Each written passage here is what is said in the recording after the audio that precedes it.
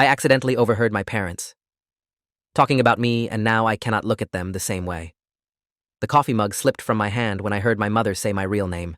Not the one I'd been called for 23 years, the one written on documents I'd never seen. The ceramic shattered against the hardwood floor of our kitchen at 11:47 p.m., but my parents didn't hear it. They were too absorbed in their conversation in my father's study, voices low and urgent, discussing me like I was a business transaction that had finally come due. I stood frozen in the darkened hallway, barefoot, still wearing the gym shorts I'd thrown on after my shower.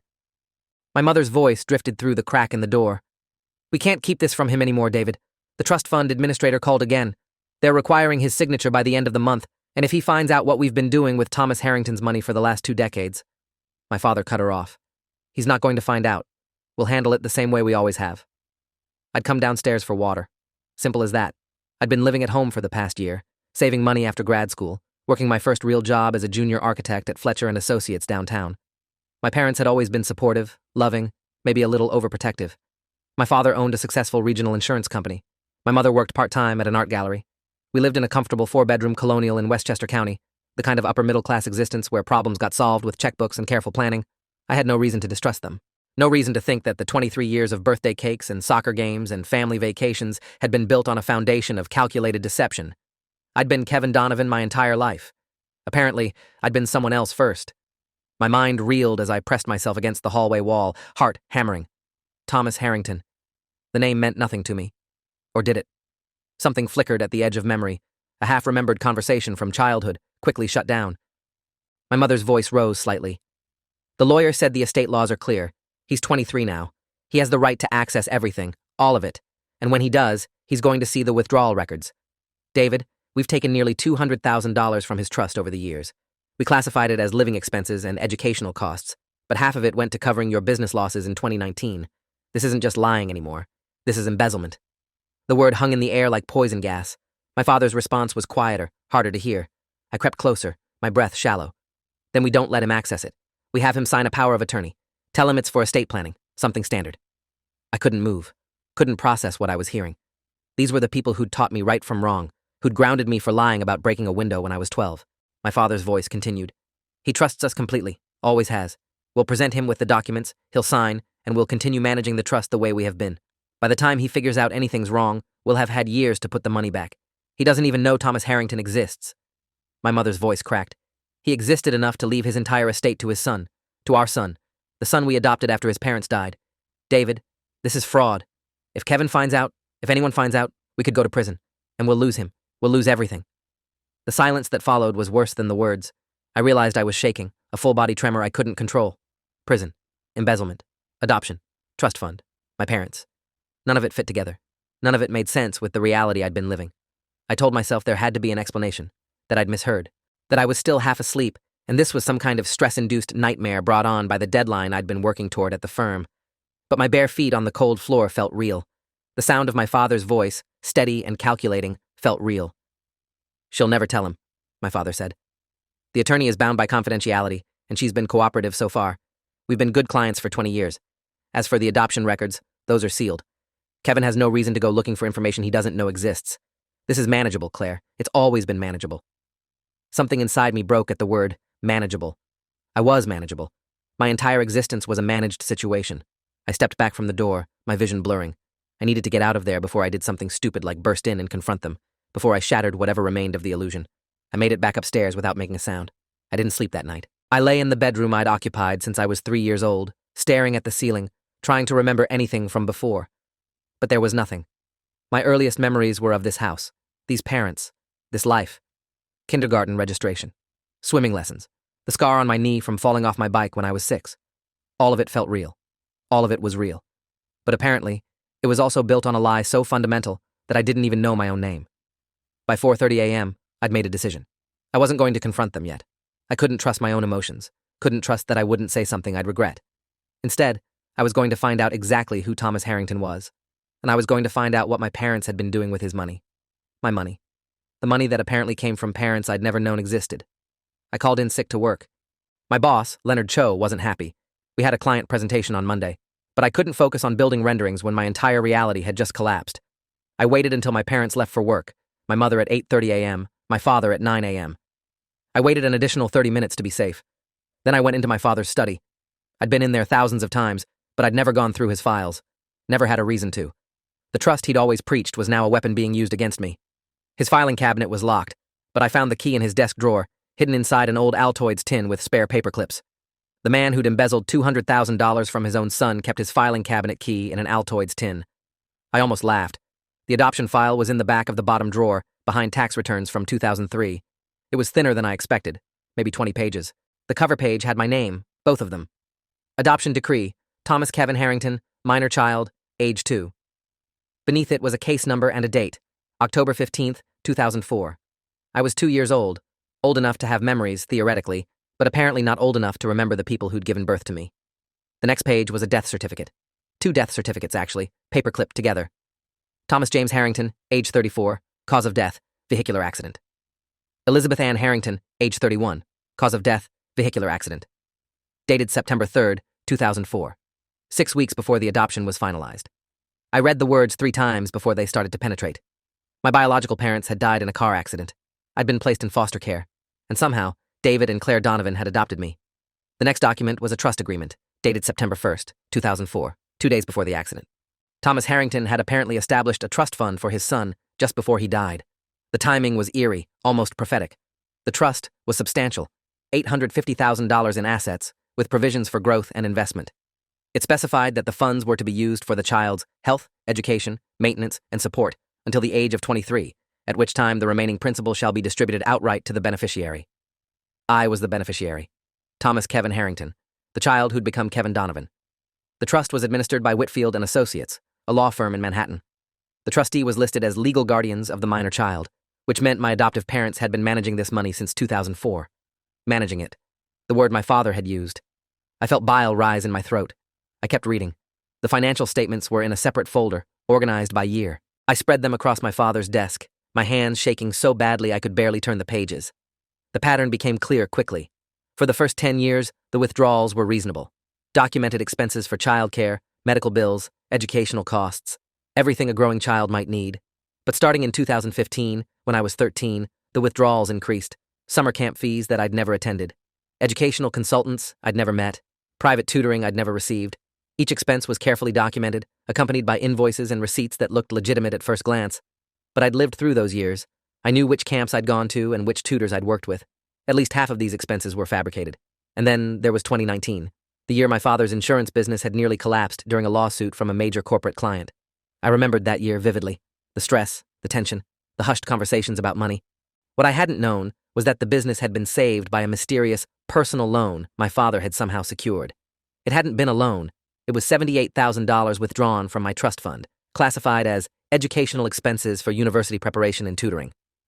I sat in my father's chair, surrounded by evidence of systematic theft, and tried to remember a single conversation about my adoption. There hadn't been any.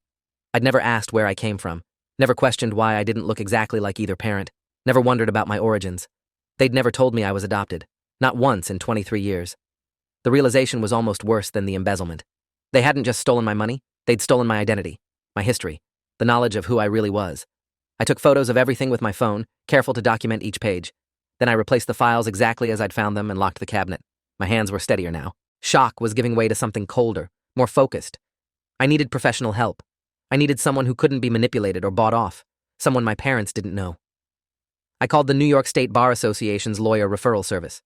20 minutes later, I had an appointment with Amanda Reeves, an attorney who specialized in trust and estate litigation. Her office was in White Plains, a 40-minute drive from my house. I told the receptionist it was urgent. She scheduled me for 2 p.m. that same afternoon. I spent the intervening hours in a coffee shop, my laptop open, researching everything I could find about Thomas and Elizabeth Harrington. It wasn't much. A few news articles about the accident, a collision with a drunk driver on the Taconic Parkway, instant fatalities, tragic loss of young parents, an obituary that mentioned Thomas's work as a software engineer and Elizabeth's career as a pediatric nurse. A brief mention of their surviving son, placed in foster care. No photos, no social media presence. The accident had happened in 2004, before Facebook and Instagram became ubiquitous. These people had existed, had loved each other, had created me, and then vanished from the world, leaving behind nothing but legal documents and money. Amanda Reeves was in her mid-50s, with silver-streaked hair and the kind of direct gaze that made it clear she'd seen every variety of family dysfunction. Her office was small but professional, diplomas from Cornell and Columbia Law on the wall behind her desk. She listened to my story without interrupting, taking notes on a legal pad. When I finished, she sat back in her chair and studied me for a long moment. Mr. Donovan, or should I say Mr. Harrington, do you understand the severity of what you're describing? I nodded. My parents have been stealing from me. Not just stealing, she corrected. They've been acting as fiduciaries in breach of their duty. That's a form of theft, yes, but it's also fraud. And the fact that they've concealed your adoption and your true identity adds another dimension. This isn't just a family dispute. This is potentially criminal. The word criminal hit me like a physical blow. I'd spent the entire day in a state of surreal detachment, but hearing it stated so plainly made it real. My parents were criminals. Amanda continued. The trust administrator, Whitfield and Associates, has a legal obligation to provide you with full accounting once you request it. You're 23. The trust terms specify that you gain full access at that age. If they've been cooperating with your parents to conceal information, they're liable as well. But that seems unlikely.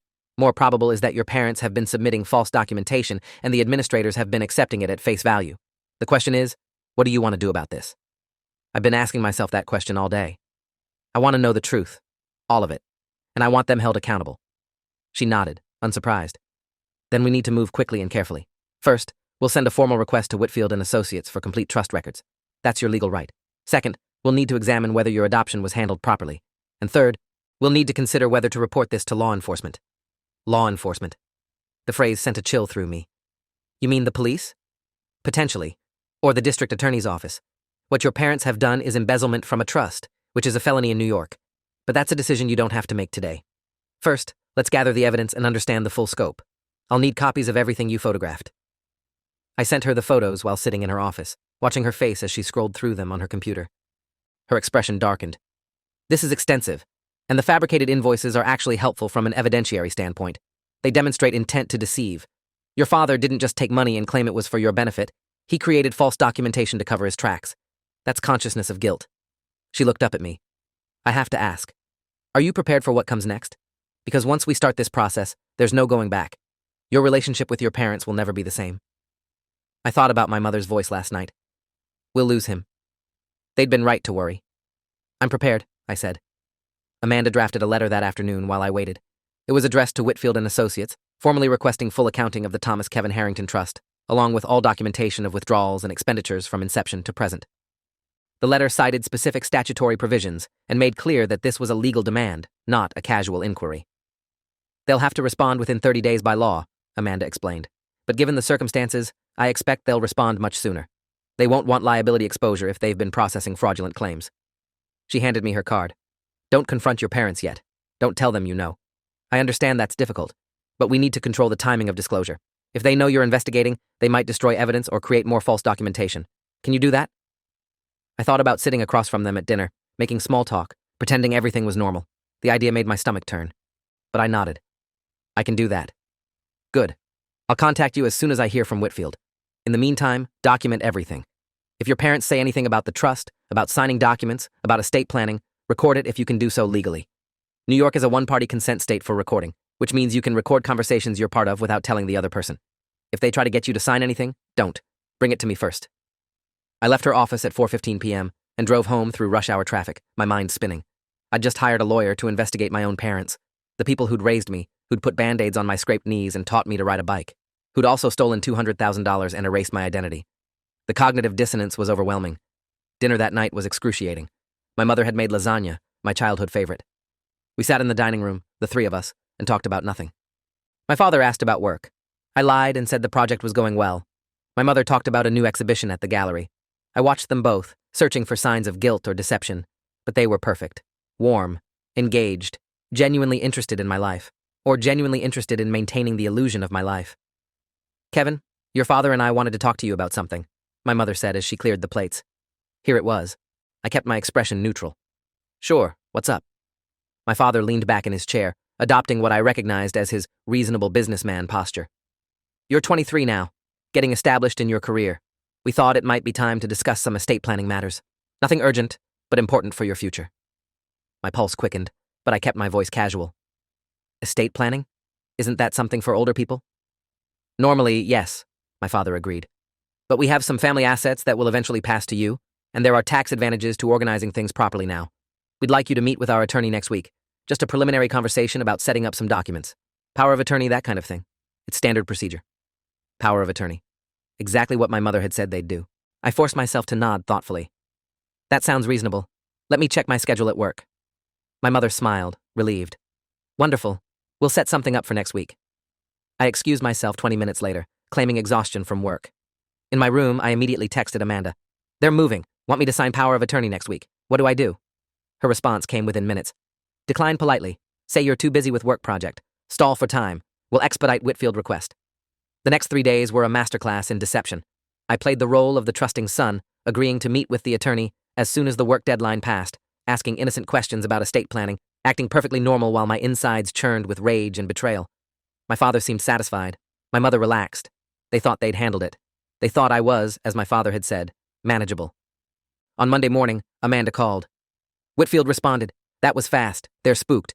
They've agreed to provide full documentation, but they want to meet with you in person to verify your identity. They're suggesting Thursday at 10 a.m. at their Manhattan office. What do they know? I asked. Nothing yet. They're treating this as a routine request from a beneficiary coming of age. But I suspect they're going to review the file before the meeting, and when they do, they're going to see some irregularities. These are experienced trust attorneys. They'll recognize fabricated expenses. I took Thursday off work, telling Leonard I had a family emergency. Not entirely a lie. Amanda met me in the lobby of the building on Lexington Avenue, a steel and glass tower that housed Whitfield and Associates on the 43rd floor. Let me do most of the talking initially, she advised. They're going to be defensive if they think they've been facilitating fraud. We want information, not confrontation. Not yet. The conference room overlooked the East River, afternoon light streaming through floor-to-ceiling windows. 3 attorneys sat across the table from us. The lead was Michael Brennan, senior partner, 60-something with wire-rimmed glasses and an expression of barely concealed concern. Beside him were 2 associates, Jennifer Yao and Robert Thornton, both taking notes. Brennan got straight to business. Mr. Harrington, I'm going to use your legal name if that's acceptable. We've reviewed your request and the associated file. I need to ask you some preliminary questions. First, were you aware that you were the beneficiary of this trust? I learned about it 6 days ago, I said. By accident. My parents never told me. Something shifted in Brennan's expression. They never informed you of the trust's existence? They never informed me I was adopted, I said. They never told me about Thomas and Elizabeth Harrington. I discovered all of this by overhearing a conversation and subsequently locating adoption documents in my father's files. The 3 attorneys exchanged glances. Yao leaned forward. You've been living with your adoptive parents, the Donovans, your entire life without knowledge of your adoption or your biological parents? Correct. Brennan removed his glasses and rubbed the bridge of his nose. Mr. Harrington, we have a significant problem. This firm has been administering your trust for 20 years. During that time, we've processed withdrawal requests from David and Claire Donovan as your legal guardians. Those requests were accompanied by supporting documentation, invoices, receipts, expense reports, standard procedure. But in light of what you've just told us, we need to review those submissions more carefully. I've already reviewed them, Amanda said, her tone professional but firm. A substantial portion of the claimed expenses appear to be fabricated or falsified. We're prepared to provide specific examples. Thornton, the younger associate, pulled up a file on his laptop. We began a preliminary review yesterday after receiving your request.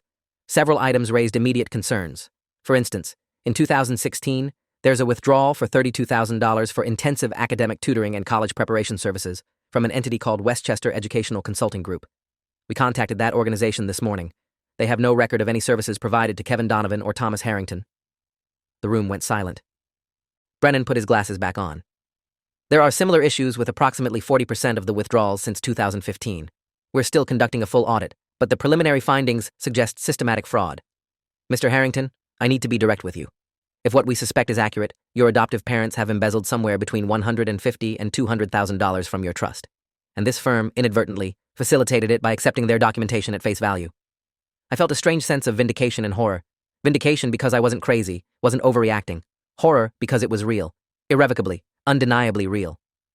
What happens now? I asked. Brennan looked pained. From a legal standpoint, we have several obligations. First, we must provide you with complete accounting, which we're prepared to do immediately. Second, we must cease processing any further withdrawal requests from the Donovans pending investigation. Third, we are ethically obligated to report suspected fiduciary misconduct to the appropriate authorities. That means the New York District Attorney's Office and potentially the State Attorney General. You're going to report my parents to the DA? The words came out strangled. We don't have a choice, Yao said gently. Trust fraud is a serious crime.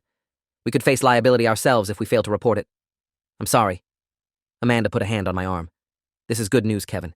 It means you won't have to make the decision yourself. The law firm has a duty to act. The investigation will proceed whether or not you press charges personally. but it didn't feel like good news. It felt like watching a freight train barrel toward a collision and being powerless to stop it. Brennan continued. We'll need your cooperation as the beneficiary and victim of the fraud. You'll likely be interviewed by investigators. You may need to provide testimony. We'll support you through that process. And obviously, you'll have Ms. Reeves representing you. But I want you to understand, this is going to become public. There will likely be media attention, and your relationship with your adoptive parents will be permanently altered. I'd known that on some level, but hearing it stated so baldly made it real. How long do I have before they find out? Before who finds out? Brennan asked. My parents. Before they know I've discovered everything. The attorneys exchanged glances again. Thornton spoke up. We're required to notify them that we're freezing the trust account and suspending their authority to make withdrawals. That notification will go out by certified mail tomorrow. They'll receive it by the end of the week. Once they do, they'll know you've been in contact with us. 3 days. I had 3 days before everything exploded. I left the meeting with a USB drive containing every document related to the trust. Hundreds of pages of financial statements, withdrawal requests, fabricated invoices, and correspondence.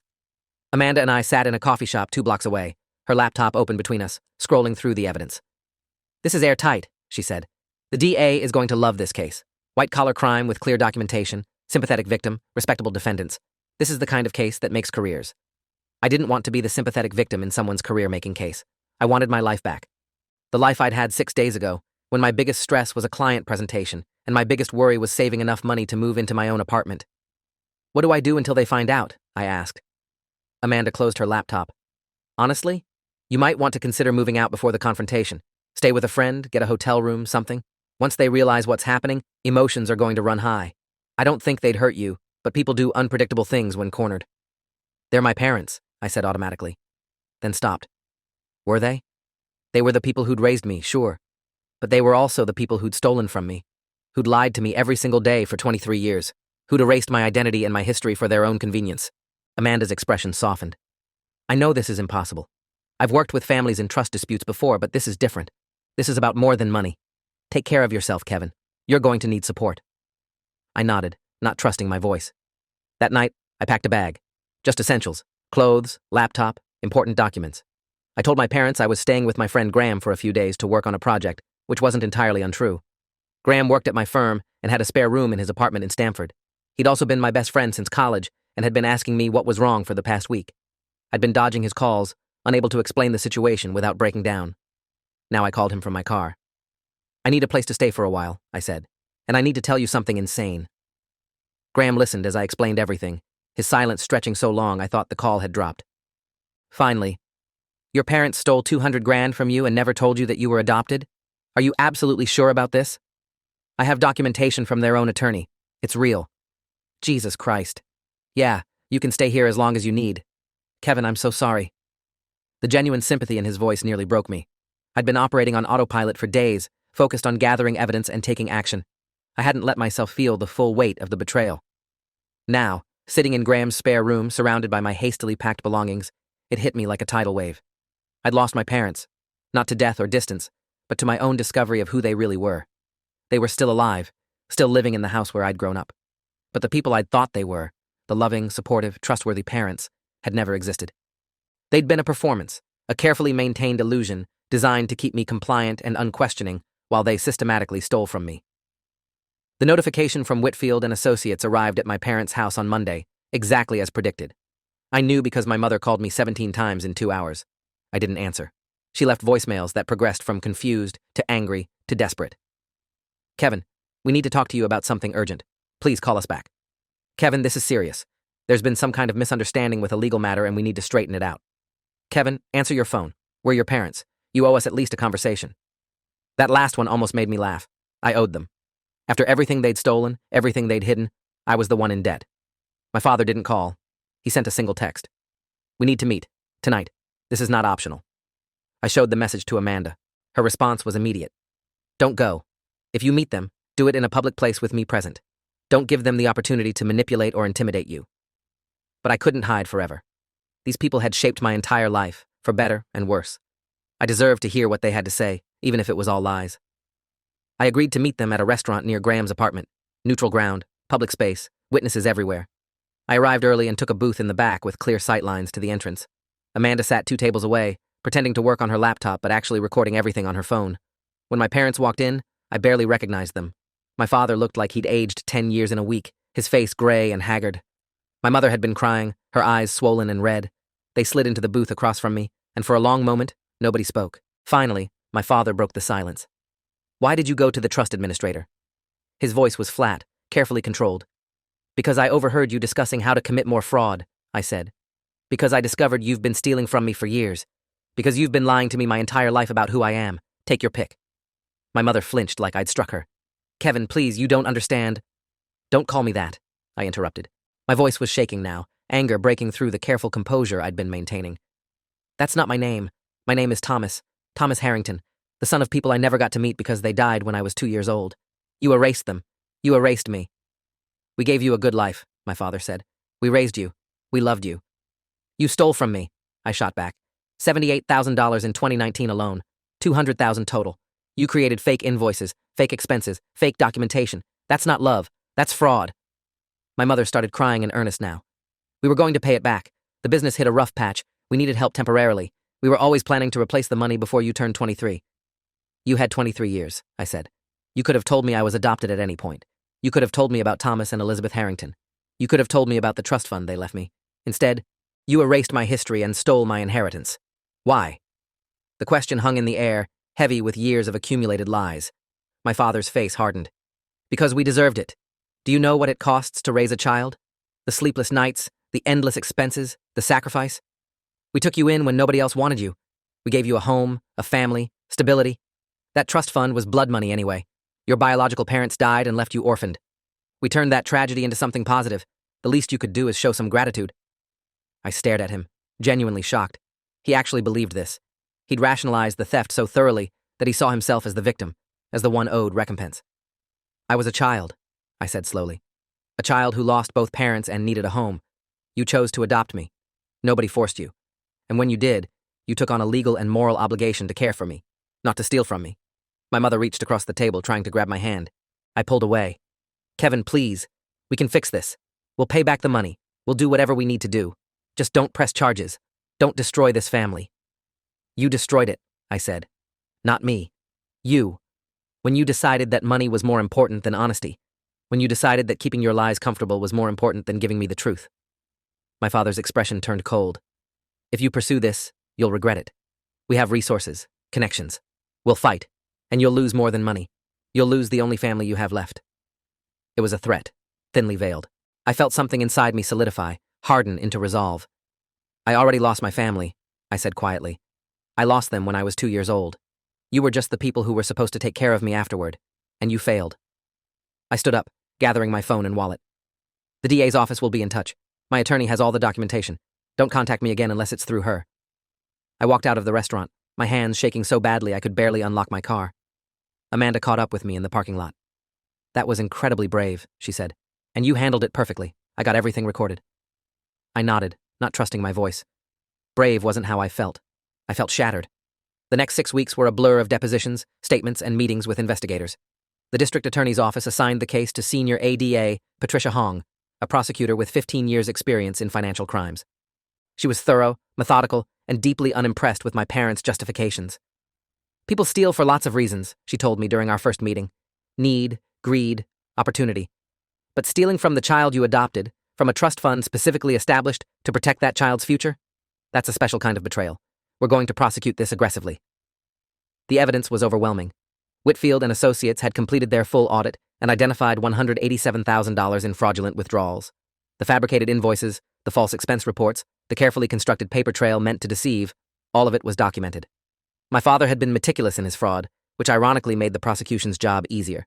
Every fake receipt was evidence of intent. Every fabricated expense was proof of systematic deception. The case made local news first, then regional.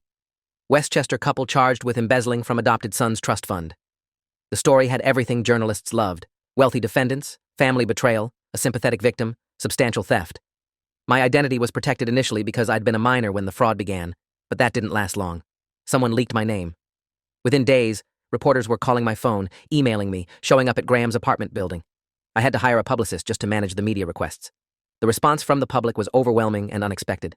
Thousands of people reached out with their own stories of family betrayal, adoption trauma, financial abuse by trusted relatives. Support groups invited me to speak. Advocacy organizations asked me to testify about the need for better oversight of trust accounts and adoption disclosure laws. I became, without wanting to be, a symbol. A face for a type of betrayal that happened more often than anyone wanted to admit. My firm was remarkably supportive. Leonard gave me extended leave and assured me my job would be waiting when I was ready to return. My colleagues sent messages of support. Some shared their own family horror stories. It turned out that almost everyone had some experience with family dysfunction, betrayal, or deception. Mine was just more public and more dramatic than most. The preliminary hearing was in September, 6 weeks after I'd walked out of that restaurant. My parents appeared with their attorney, Gerald Blackwood, an expensive criminal defense lawyer who specialized in white-collar cases. He immediately filed motions to suppress evidence, claiming the trust documents had been obtained illegally. The motion was denied. He argued that the withdrawals were within the trustee's discretion. The judge wasn't buying it. He tried to paint me as an ungrateful child seeking revenge. The evidence made that narrative impossible to sustain. During a break in the proceedings, I saw my mother in the courthouse hallway. She was sitting on a bench, staring at nothing, looking lost and small. For a moment, I felt a pang of sympathy. This was still the woman who'd made me chocolate chip pancakes on Sunday mornings, who'd sat through every school play and soccer game, who'd taught me to drive. Then I remembered the conversation I'd overheard, her voice discussing how to manipulate me into signing away my rights. The sympathy evaporated. She looked up and saw me. Our eyes met across the hallway. She opened her mouth like she wanted to say something, then closed it. What was there to say? The evidence spoke for itself. The fabricated invoices, the forged signatures on expense reports, the systematic depletion of a trust fund meant to protect a child, all of it was undeniable. She turned away first. My father never looked at me at all during the proceedings. He sat rigid in his seat, jaw clenched, radiating anger. He'd lost control of the narrative, lost control of me, and he couldn't accept it. His business was suffering, clients were leaving, uncomfortable with the publicity. His reputation in the community was destroyed. But he still believed he was the victim, wronged by the ungrateful child he'd rescued from foster care. The case didn't go to trial. In November, facing overwhelming evidence and the possibility of years in federal prison, my parents accepted a plea agreement. My father pleaded guilty to 1 count of embezzlement from a trust, 1 count of wire fraud. My mother pleaded guilty to 1 count of conspiracy to commit fraud. The sentences were lenient compared to what they could have received. My father got 3 years, my mother got 2, both with the possibility of parole after serving 2/3 of the sentence. They were also ordered to pay full restitution of $187,000, plus interest, plus my legal fees. The restitution would likely bankrupt them. The house would have to be sold. My father's business would probably collapse completely. They'd lost everything, their reputation, their freedom, their son. But Ada Hong had warned me that this would happen. Justice in these cases is rarely proportional to the harm, she'd said. Your parents stole money, but they also stole your identity, your history, your sense of safety and trust. How do you put a sentence on that? You can't. The best we can do is hold them accountable under the law and make sure they can't do this to anyone else. The sentencing hearing was in December, almost exactly 6 months after I'd overheard that conversation in my father's study. The courtroom was packed. Journalists, advocacy groups, members of the public who'd followed the case. I sat in the front row with Amanda on one side and Graham on the other. The judge, Diane Foster, was known for her no-nonsense approach to white-collar crime. She'd read every brief, reviewed every piece of evidence, and listened to every argument. When it came time for victim impact statements, I walked to the podium with a statement I'd written and rewritten dozens of times. My hands shook as I unfolded the paper, but my voice was steady.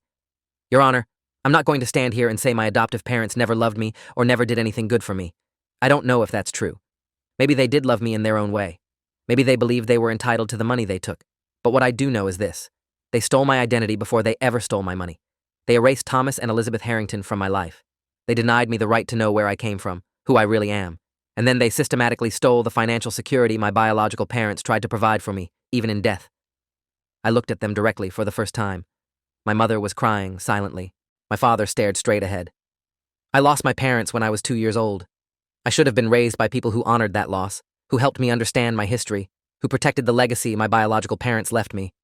Instead, I was raised by people who saw my loss as an opportunity, who saw a vulnerable child and a trust fund as assets to be exploited. That betrayal is something I'll carry with me for the rest of my life. I hope the court will consider not just the financial crime, but the moral one. Thank you. Judge Foster thanked me and asked if the defendants wanted to make statements. My father declined. My mother stood, her voice breaking. I'm sorry. I know that's not enough. I know we can't undo what we did. Kevin, Thomas, I hope someday you can forgive us. I hope you can remember that we did love you. I didn't respond. There was nothing to say. Love shouldn't come with embezzlement and identity theft. Love shouldn't require forgiveness for systematic betrayal. Judge Foster delivered the sentence with clear disdain for the defendants. This court has presided over many financial crimes, she said, but few have been as personally devastating as this one. You were entrusted with the care of a vulnerable child. You were given authority over that child's financial resources, and you abused that trust in the most profound way possible. You didn't just steal money, you stole identity, history, and the truth. The damage you've caused can't be measured in dollars alone. These sentences reflect not just the financial crime, but the betrayal of fundamental human trust. After the hearing, reporters swarmed outside the courthouse. I made a brief statement through my publicist. I'm grateful for the justice system's recognition of the harm that was done. I hope this case encourages better oversight of trust accounts and more transparency in adoption processes. Most importantly, I hope it reminds people that children are not assets to be exploited, even, especially, by the people who are supposed to protect them. The media attention continued for a few more weeks, then gradually faded. I returned to work in January, diving back into architecture with an intensity that surprised my colleagues.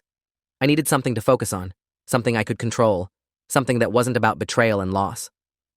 Leonard assigned me to a major hospital renovation project. The irony wasn't lost on me, helping heal spaces where people recovered from trauma. In February, I legally changed my name, not back to Thomas Harrington, not fully.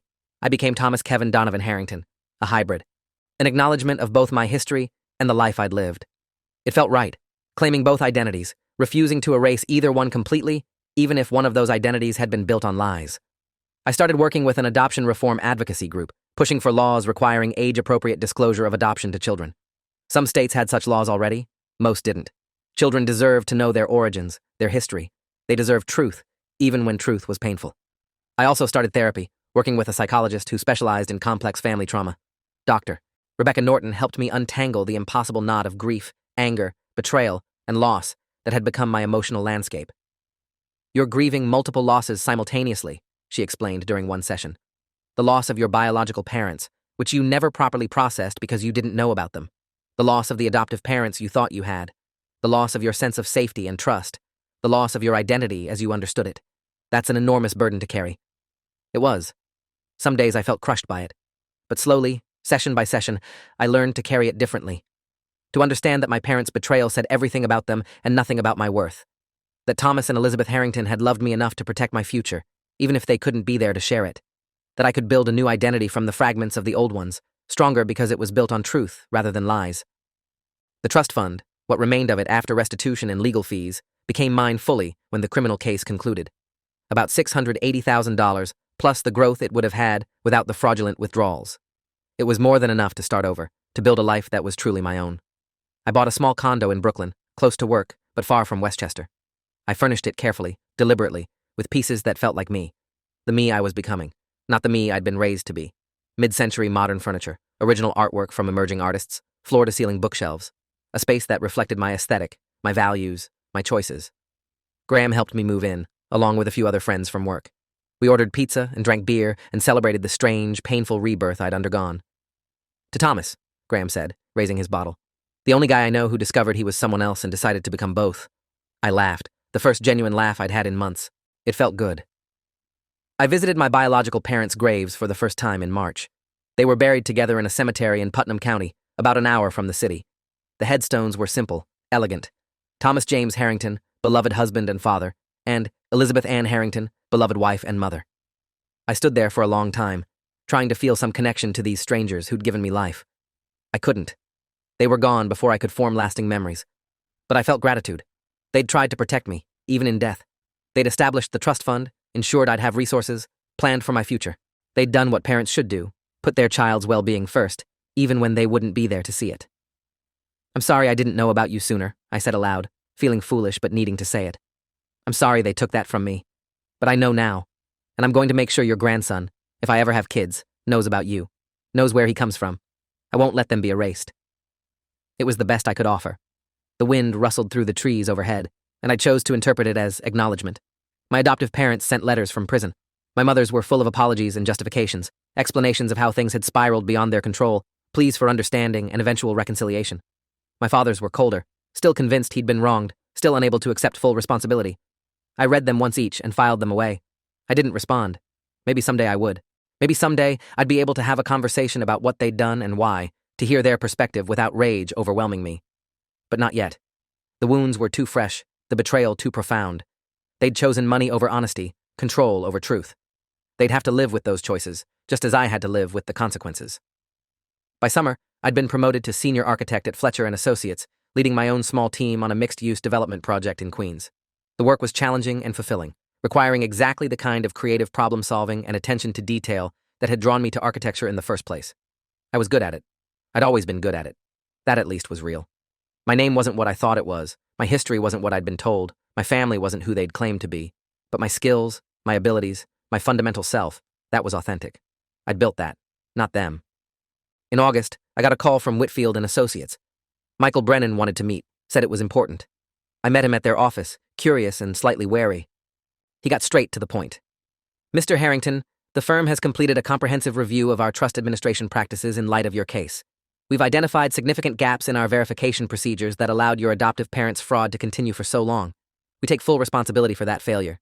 As a result, we've implemented new protocols, including annual in-person meetings with adult beneficiaries and independent verification of major expenses.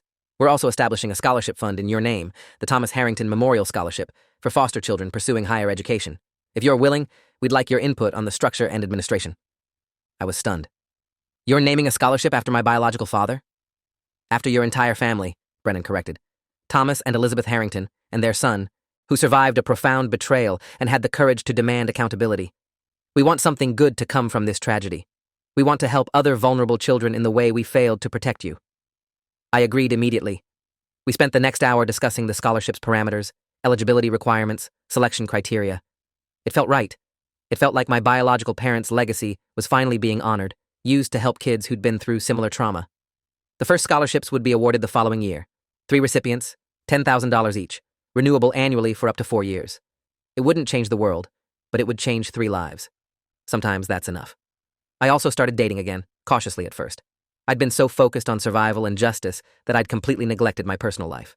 But I met someone, a historian named Julia who specialized in 20th century immigration records, someone who understood the importance of identity and history, who didn't flinch when I explained my complicated backstory. She was patient with my trust issues, understanding when I needed space, supportive when I needed someone to lean on. I didn't know if it would become serious, but I appreciated the possibility. Autumn brought the 1-year anniversary of the night I'd overheard my parents' conversation. I marked it quietly, alone in my condo, reflecting on how completely my life had transformed. A year ago, I'd been Kevin Donovan, junior architect, living with his parents, planning his conventional future. Now I was Thomas Kevin Donovan Harrington, senior architect, living independently, serving on the board of an adoption advocacy organization, having survived one of the most public family betrayals in recent New York legal history.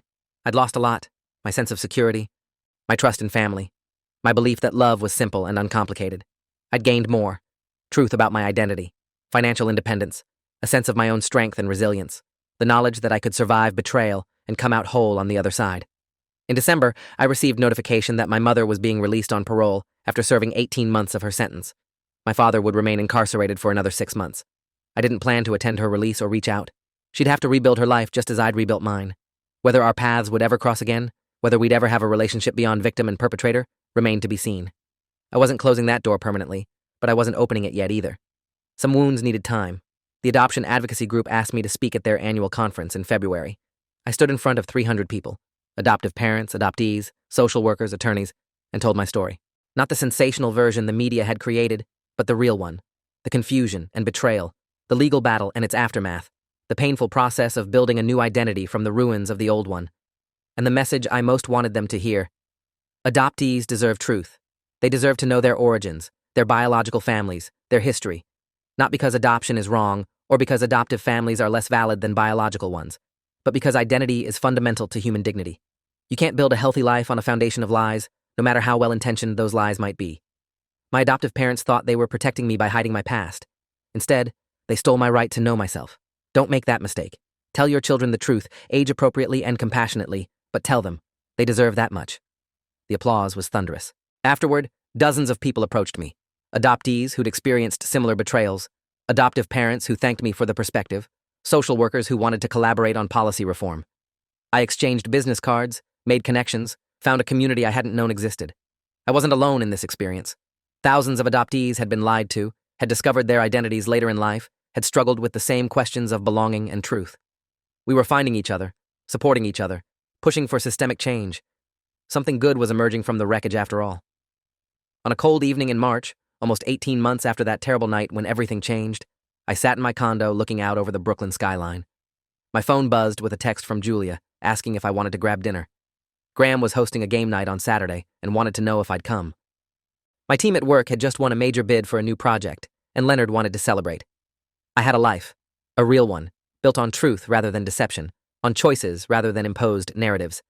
It wasn't the life I'd planned, and it came at a devastating cost. But it was mine, completely, authentically mine. I thought about Thomas and Elizabeth Harrington, the parents I never knew but who'd tried so hard to protect me.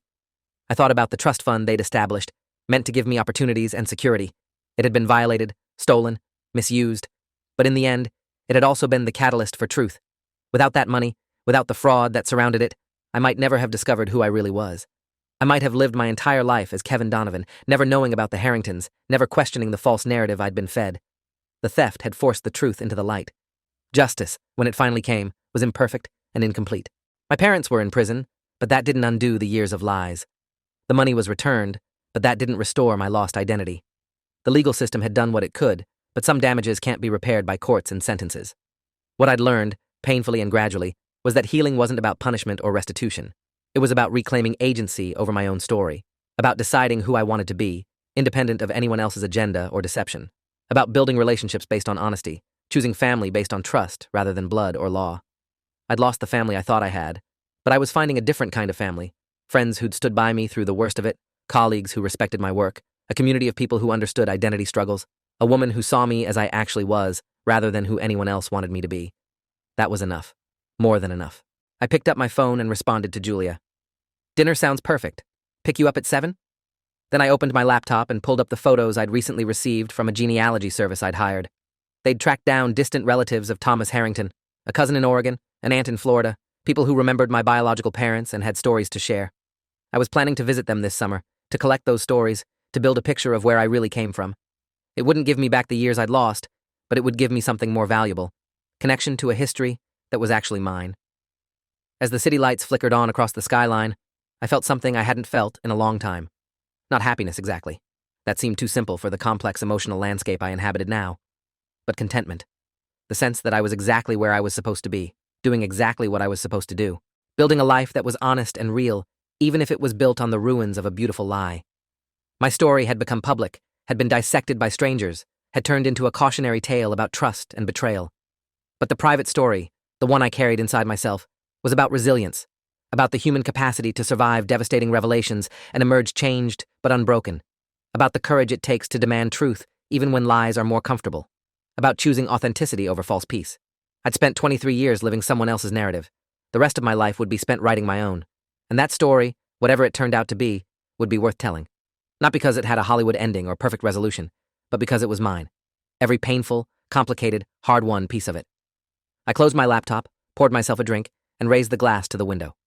To Thomas and Elizabeth Harrington, who'd tried their best. To the truth, however painful. To the future, uncertain, but finally honest. And to myself, Thomas Kevin Donovan Harrington, whoever the hell that turned out to be.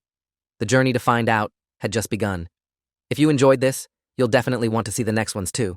So subscribe now and let me know your take in the comments.